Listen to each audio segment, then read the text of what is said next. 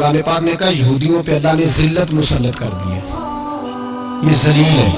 ان کا کوئی دیش نہیں، یہ جہاں انہوں نے قبضہ کیا نا فلسطین میں، یہ قبضے کی جگہ ہے، اور ایک مٹھی بھر ملک ہے، شاید 60-70 لاکھ آبادی ہو اسرائیل کی،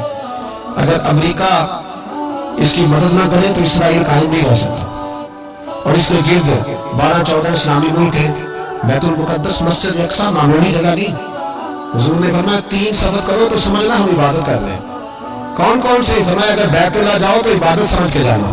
مسجد نبی کی طرف جاؤ تو عبادت ہے، اور مسجد اقصی کی طرف جاؤ تو یہ بھی عبادت ہے، اور فرمایا مسجد اقصی میں جس نے ایک نماز پڑھی اسے 25,000 نمازوں کا ثواب ملے گا،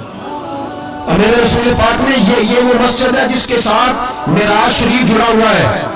قرآن پاک نے کہا کہ اس مسجد میں سبحان اللہ ذی اسریٰ بعبدہ لیلا من المسجد الحرام الی المسجد الاقصی، مسلمانوں قرآن کہتا ہے کہ تمہارے معراج کی شان رسول پاک کی مسجد اقصی سے جڑی ہے، جس محبوب کو رب معراج کرائے تو مسجد اقصی میں لا کے کرائے،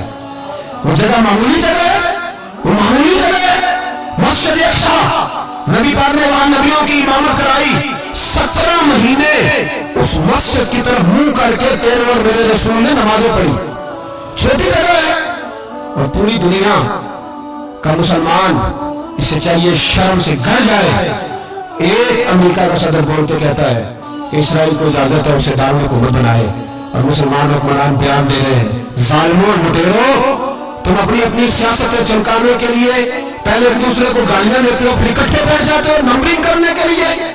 تم دین کے اس مسئلے میں سارے اکٹھے کیوں نہیں بیٹھے؟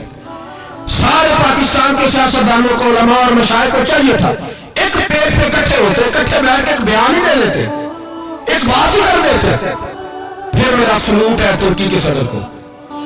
پھر میرا سلوٹ ہے ترکی کے صدر کو، عجیب بات ہے نا کہ اس کے پاس ایٹمی طاقت آپ سے کمزور ہے، آپ کی تگڑی ہے،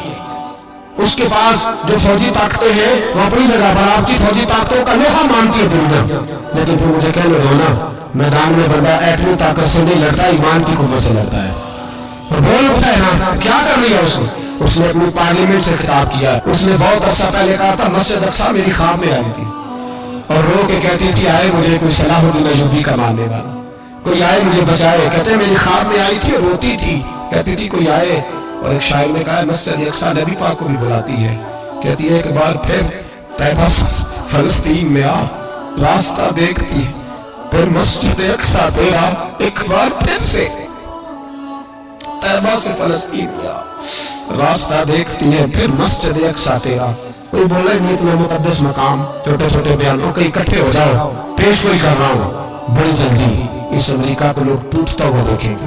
اس سے بکھرتا ہوا دیکھیں گے، اس سے لرزتا ہوا دیکھیں گے، اس لیے کہ مقابلے رب رسول سے اتنے آسان